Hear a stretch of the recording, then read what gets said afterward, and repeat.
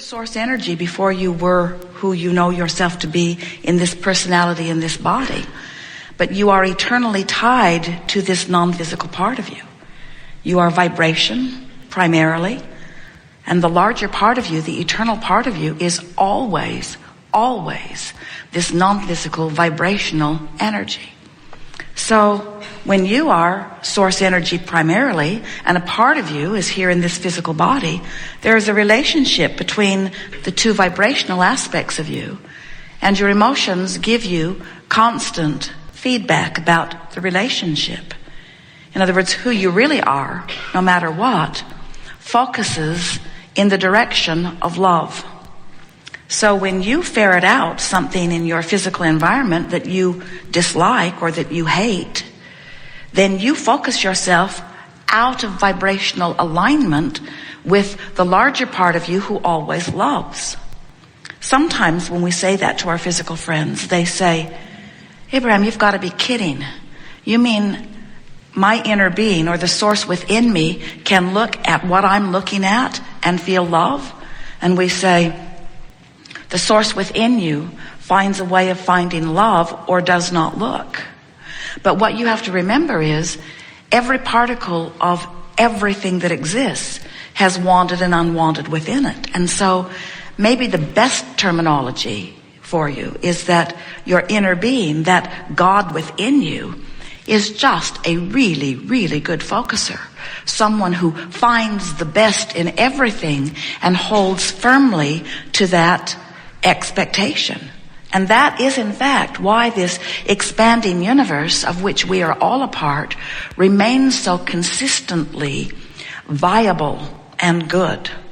You can look at it even from the framework of where you stand in your physical body, that your planet spins in its orbit in perfect proximity to other planets, and that's a big deal. It's not on your to-do today list. It's not something that you form government committees about. In other words, there are commissions on just about everything, but planetary orbiting isn't one of them.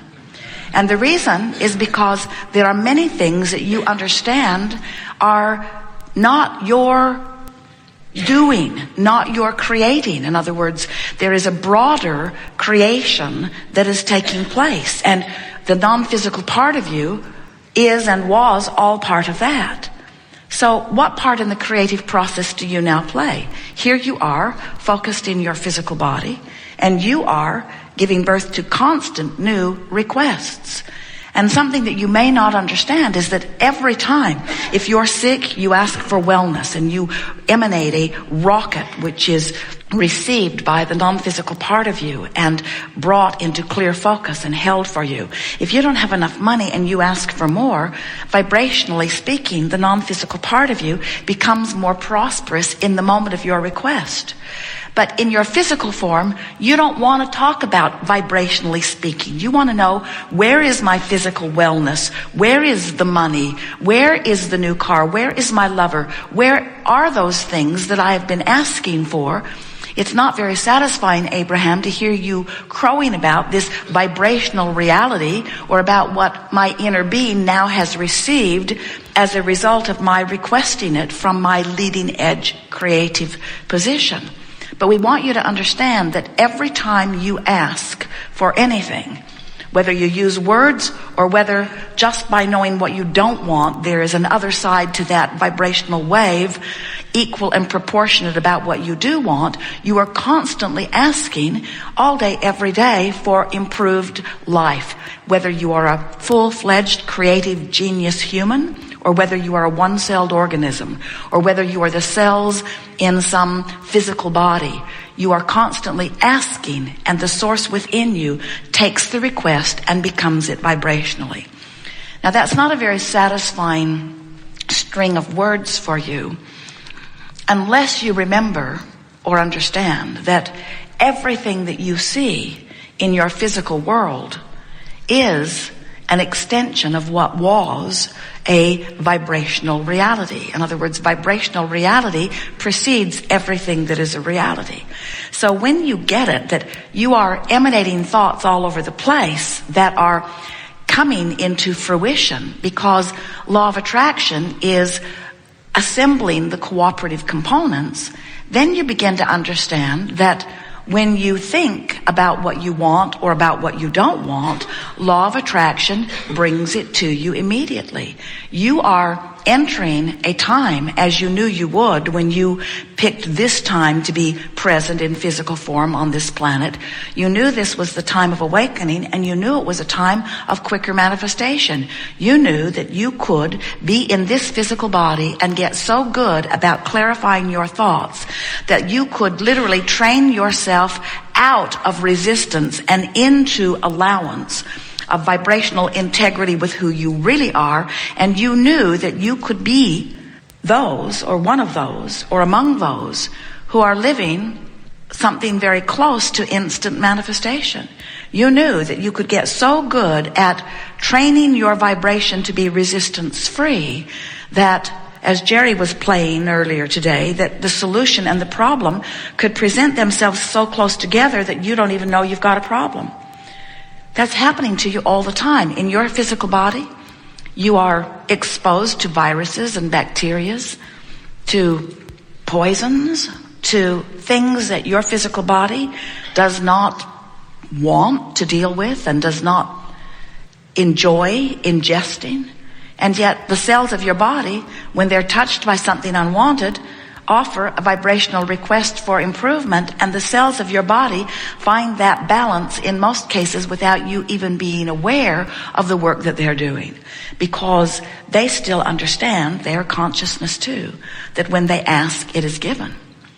But if you, the captain of the ship, so to speak, are really frustrated over something for a long time, or fearful of something, or angry about something, so you're chronically beating this drum of being in a bad mood over something, then even though the cells of your body are making their requests, and the source energy part of them is sending the signal and responding with the answer, sometimes you block the signal with your bad mood.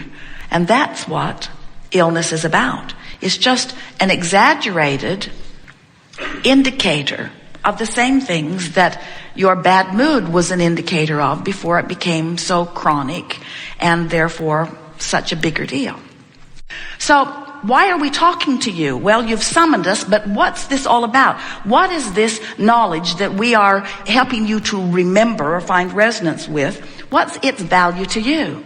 Why is it of advantage for you to understand that you are the creator of your own reality? Why is it of advantage for you to recognize that there are two vibrational aspects of you going on in every moment that you are focused in this physical body? Why is it important for you to know that these two aspects exist and that there is an emotional bond between them that lets you know how aligned you are with what you have created and its furthest extension, or how resistant you are to it? Well, it's not important in the sense that the longevity of your planet is at stake, because it isn't. Well-being is assured. It's not important if you are thinking in terms of even your reemerging in the non-physical and you're understanding who you are and fulfilling your reason for being, because as you bang around in this physical life experience, you are becoming, and in what you call your death experience, we call it your croaking experience. We try to be disrespectful since there is no death. When you reemerge back into non-physical, you catch up with all that this life has added to who you are. In other words, you catch up with all that you are. So there's no big thing that is at risk if you, as this small cluster of people, or even mass consciousness, doesn't hear this, because the whole thing is so well established. You are source energy, and you are coming forward, and you are adding to the expansion of the universe because of being here in this physical body.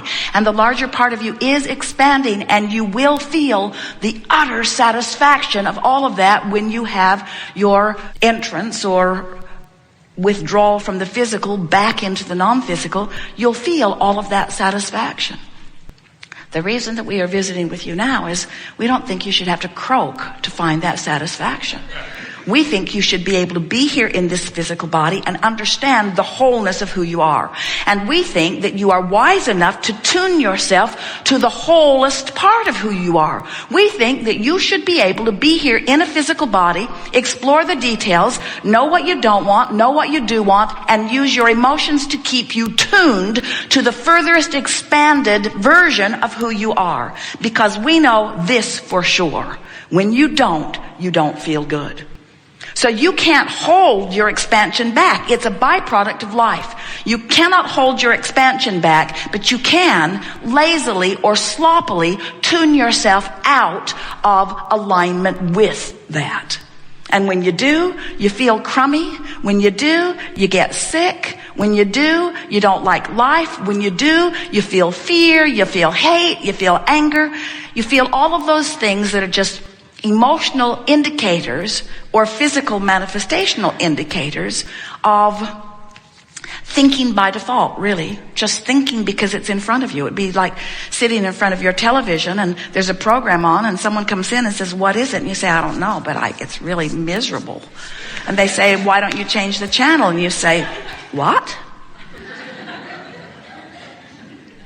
I never change the channel. I just come into the room and I sit down and I watch what's there. And then I comment on it. Just letting you know, this particular thing is really awful.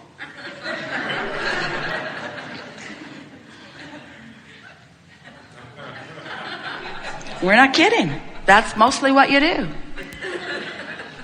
You read the front page of the newspaper and you have a knee-jerk response to it. And you watch CNN and you have a knee-jerk response to it. And your kids call or your neighbors do something and you just look around and you respond. You just observe and respond and observe and respond and observe and respond. The good news is every time you observe and respond, you launch a rocket of improvement. But if you don't do something about then tuning yourself to the improvement, then what happens is your life gets away from you. That's why the longer people live in their bodies, the ornerier and the sicker they usually get. Because life kept causing them to expand, but they didn't go. They just kept watching the same channel. They just kept observing and commenting on what they were observing. So this Art of Allowing workshop, this is about the art of allowing what? The art of allowing me in my physical human body, with my physical mind, with my physical ability to focus, is about me using my ability to focus myself into alignment with the furthest that I've become. And that is where true satisfaction comes from. Moment to moment to moment satisfaction. Nothing is more delicious than to explore life and know what you don't want and know what you do want, and then recognize that you've expanded. You can tell because you feel uneasy. You've expanded to a new place, but you've got chronic habits of thought that aren't letting you go there. What we want to introduce to you in a way that you can really feel it, and in a way that we would like very much if it evokes a new decision within you, we want you to be on the quest for the path of least resistance.